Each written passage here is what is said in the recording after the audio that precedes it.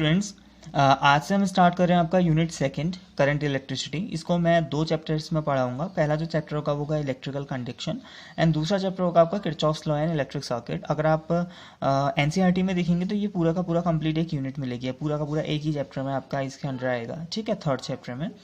तो ठीक है, आज तक जो हुआ है वो तो आपका रिवाइज करना पक्का है आप लोगों का। फर्स्ट चैप्टर आपका कंप्लीट, फर्स्ट यूनिट आपकी कंप्लीट हो चुकी है आप लोगों का, ठीक है। तो इस चैप्टर में जो पहला टॉपिक है वह है आपका इलेक्ट्रिक करंट आपका। तो थोड़ा सा हल्का सा बेसिक से स्टार्ट करेंगे, उसके बाद हम बढ़ेंगे आगे को, ठीक है। तो करंट क्या होती है? फिर करंट होती है आपका, देखो अगर किसी सरफेस से अगर ना किसी, मान लो कोई जैसे तार है आप लोगों का, इसका कोई एक क्रॉस सेक्शन एरिया है आपका। मैंने यहाँ पर एक क्रॉस सेक्शन एरिया मैंने यहाँ पर कब बना दिया आपका।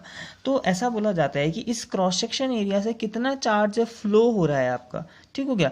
कितना चार्ज फ्लो हो रहा है इस क्रॉस सेक्शन एरिया से, उसको करंट बोला जाता है पर सेकंड, ठीक हो गया। मतलब हर सेकंड में आपका कितना चार्ज आपका फ्लो हो रहा है, हो यूनिट टाइम में कितना टाइम आपका फ्लो हो रहा है, उसको बोला जाता है आपका क्या, आपका करंट, ठीक है, जितना। अब कभी ऐसा हो रहा होगा कि अगर एक चार्ज यहाँ को जा रहा है, एक चार्ज यहाँ को जा रहा है, तो उस टाइम करंट नहीं हो पा रही होगी इसमें से, ठीक हो गया, क्योंकि एक उधर को जा रहा है एक इधर को जा रहा है, तो ओवरऑल जीरो हो गया, ठीक हो गया। तो आपका कहने का मतलब कि करंट का मतलब आप लोगों का कि ओवरऑल आपका rate of flow of charge, ठीक है, rate of flow of charge is known as आपका इलेक्ट्रिक करंट आपका, ठीक है। तो ये तो हो गया आपके पास इलेक्ट्रिक करंट। अब आता है इसकी यूनिट के बारे में। तो इसकी यूनिट होती है आप लोगों के पास एम्पियर, ठीक है, ए से हम इसको शो करते हैं आप लोगों का। और करंट का जो फॉर्मूला होता है वो होता है I is equal to Q by T. इसकी दूसरी यूनिट ये भी हो सकती है आपका कुलाम पर सेकेंड, ठीक हो गया। तो करंट की दो आपकी यूनिट्स हो गई, एक एम्पियर, दूसरा कुलाम पर सेकेंड। अब अगर आपके पास एम्पियर की डेफिनेशन निकालने के लिए कहा तो एम्पियर की डेफिनेशन कैसे कहोगे? अगर टाइम इज इक्वल टू 1 हो गया और क्यू इज इक्वल टू भी 1 हो गया, मतलब 1 सेकेंड एंड 1 कुलाम हो गया अगर ये दोनों, तो आई इज इक्वल टू कितना आ जाएगा, 1/1, मतलब ओवरऑल 1 एम्पियर। तो 1 एम्पियर क्या होता है? 1 ampere is that current which flows by 1 कुलाम of charge in 1 second, ठीक हो गया। जब 1 कुलाम का चार्ज 1 सेकेंड आपका बहता है, आप 1 सेकेंड में बहता है आप लोगों का, तो उससे जो करंट बहती है उसी को कहोगे आप लोग 1 एम्पियर, सिंपल, ठीक है। इसकी एक और दूसरी डेफिनेशन आती है, देखो जो ये 1 कुलाम चार्ज है ना, Q is equal to 1 coulomb, ये दूसरी डेफिनेशन भी इंपॉर्टेंट है आप लोगों का। तो 1 कुलाम हमने ना जब क्लास 12th का जो लेक्चर स्टार्ट किए थे तो वहाँ हमने एक क्वांटाइजेशन वाला रूल पढ़ा था, चार्ज का क्वांटाइजेशन। वहाँ पर हमने बताया था कि Q इज इक्वल टू क्या होता है, NE, और वहाँ पर हमने एक डेरिवेशन सॉल्व किया, एक न्यूमेरिकल सॉल्व किया था, जहाँ पर हमने ये देखा था कि अगर 1 कुलाम का चार्ज होता है तो उसमें कितना N होता है आपका। तो वो कितना आया था, वो आया था 6.25 इंटू 10⁻18, ठीक हो गया।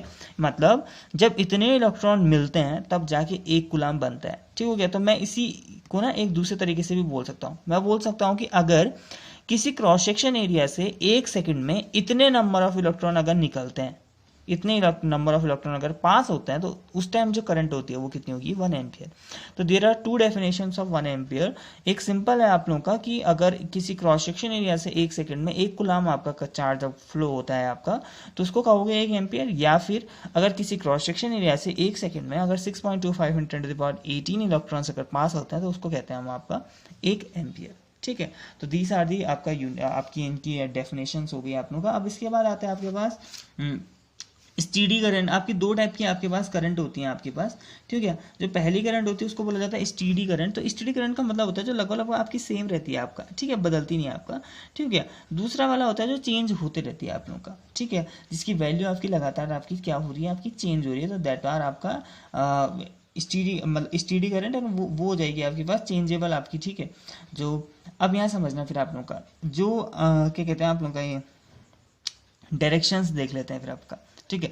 तो करंट की क्या डायरेक्शन होती है, फिर हमेशा ये याद रखना आप लोगों का कि अगर जब कभी भी ये प्लस चार्ज है, ये माइनस चार्ज है, ठीक हो गया, तो करंट की डायरेक्शन हमेशा होती है प्लस से माइनस की ओर, ठीक हो गया। पॉजिटिव चार्ज का मूवमेंट ही रिप्रेजेंट करता है आपका करंट कहाँ को फ्लो हो रहा है, ठीक हो, ये याद रखना, प्लस टू माइनस। या फिर हम इसको ऐसा भी बोला जाता है कि अगर कभी जो इलेक्ट्रॉन है वो अगर ऐसे जा रहा है तो इसके ऑपोजिट हम क्या मानेंगे, करंट मानेंगे, ठीक हो गया। अगर इलेक्ट्रॉन इधर पर तो उसके ऑपोजिट करंट है आपका। वो तो ऑब्वियस है ना आपका, क्योंकि इलेक्ट्रॉन नेगेटिव है, अगर इलेक्ट्रॉन इधर को जाएगा तो प्लस वाला चार्ज इधर को जाएगा, और हमने क्या कहा, प्लस वाले चार्ज की ही जो मोशन होता है वही करंट को दिखाता है आपका। तो दैट वाज आपका एक और चीज़ जिसमें बच्चे कंफ्यूज करते हैं वो ये है कि इलेक्ट्रिक जो करंट होती है वो एक स्केलर क्वांटिटी होती है, ये याद रखना। करंट क्या होती है आपके पास, स्केलर क्वांटिटी होती है। वैसे तो इसकी एक डेफिनेशन, एक डायरेक्शन तो है ना, इसकी डायरेक्शन मतलब कि ये हमेशा क्या करेगा, जैसे ये प्लस है ये माइनस है आप लोगों का, तो ये हमेशा प्लस टू माइनस को फ्लो करेगा आप लोगों का, ठीक है। तो ये तो डायरेक्शन तो है इसकी, लेकिन फिर भी ये स्केलर क्वांटिटी है। अब वो क्यों है आपका, वो समझना आपका। तो देखो वेक्टर क्वांटिटीज में ना आपका एक वेक्टर सम वाला रूल काम करता है। आपका वेक्टर सम वो क्या बोलता है ना, अगर आपने इस पॉइंट पर ना, ये एक पॉइंट है, इधर पर अगर आपने ऊपर से आपका 10 न्यूटन फोर्स लगाया और नीचे से भी आपका 10 न्यूटन आपने फोर्स लगाया, ठीक है, इस पॉइंट पर, ठीक है, तो इस पॉइंट पर टोटल फोर्स क्या लगेगा, कहाँ को ये पॉइंट डिस्प्लेस करेगा, कहीं को नहीं लगे करेगा ना ये डिस्प्लेस आपका। इसका मतलब है इसके बाद टोटल फोर्स 0 हो जाएगा आपका, ठीक है। ये बोला जाता है, ये होता है आपका रूल ऑफ वेक्टर सम। आपका जो कोई भी वेक्टर क्वांटिटीज होती हैं वो इस टाइप के वेक्टर सम को फॉलो करती है। आपका 10-10 एक दूसरे के ऑपोजिट है तो वो 0 हो गया ओवरऑल। लेकिन करंट के केस में ऐसा नहीं होता है आप लोगों का। अगर किसी पॉइंट में यहाँ ऊपर से 10 एम्पियर करंट आ रही है, नीचे से भी 10 एम्पियर करंट आ रही है, तो ये करंट पक्का यहाँ से ना निकलेगी आपका कहीं ना कहीं को। अगर मैंने ऐसे रास्ता बना दिया ना तो ये करंट यहाँ से 20 एम्पियर बन के निकलेगी, ठीक है। तो यहाँ पर आपको पक्का इसका रिजल्ट मिलेगा ही मिलेगा, ठीक है। वहीं पर अगर आप ये 10-10 की जगह अगर आप इन दोनों 10 को ना अगर ऐसे एंगल्स में लेके आओ, तब भी क्या होगा आपका, यहाँ पर से भी 10 ला रहे हो, यहाँ पर से भी 10, तो अभी भी यहाँ पर 20 ही निकलेगी आपका।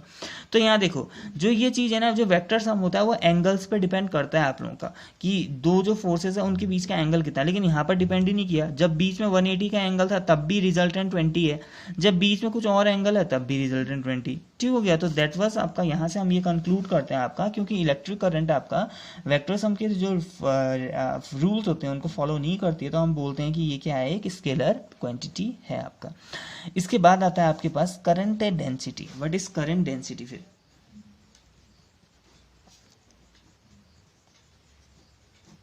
ठीक है, एक नया टर्म है आप लोगों के पास करंट डेंसिटी। तो इसका मतलब सिंपल होता है आपका कि अगर कोई क्रॉस सेक्शन है उसमें अगर करंट बह रही है आपका ये, ठीक है, किसी क्रॉस सेक्शन एरिया से अगर करंट पास हो रही है तो उसके यूनिट एरिया से कितनी करंट पास हो रही है, छोटे से यूनिट एरिया से जितनी करंट पास होती है उसको बोला जाता है करंट डेंसिटी। इसको दिखाते हैं जे से है, तो ये याद रखना, जे से इसका दिखाते हैं और इसका फॉर्मूला होता है I/A। तो दैट इज द फॉर्मूला, ठीक हो गया।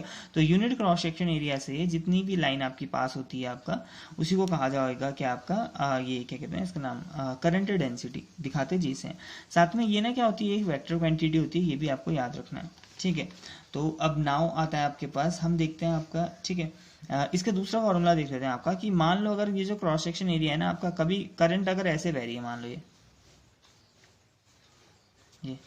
ठीक है, यहाँ तो एकदम परपेंडिकुलर था, अब यहाँ पर परपेंडिकुलर नहीं है, तो इस केस में क्या होगा फिर आपका, इसका एरिया वेक्टर क्या हो जाएगा, नीचे को जाएगा ना, एरिया वेक्टर हो जाएगा। तो एरिया वेक्टर जब नीचे को जाएगा इस ऐसे केस में, तो ऐसे केस में क्या होगा फिर आपके पास फॉर्मूला, वो देखते हैं हम आपका। तो क्योंकि करंट आपकी इस डायरेक्शन में जा रही है तो ए को भी इसी डायरेक्शन में आपको करना पड़ेगा। तो जब हम इस डायरेक्शन में ए को करेंगे तो क्या बन जाएगा, अगर ये एंगल थीटा है तो ये ए वेक्टर, ये थीटा, तो ये हो जाएगा अपने आप ही ए कॉस थीटा। तो इस टाइम जो जे हो जाता है वो हो जाता है I/A कॉस थीटा, ठीक हो गया। कहने का मतलब कि यूनिट क्रॉस सेक्शन एरिया से जितनी भी करंट पास हो रही है आपका परपेंडिकुलर, उसको बोला जाता है करंट डेंसिटी। तो हमको परपेंडिकुलर नोटेशन में आपका चेंज करना पड़ता है आपका, ठीक है। तो दैट इज आपका करंट डेंसिटी। तो दो फॉर्मूले आपके आए हैं, आपका ये भी एंड ये भी।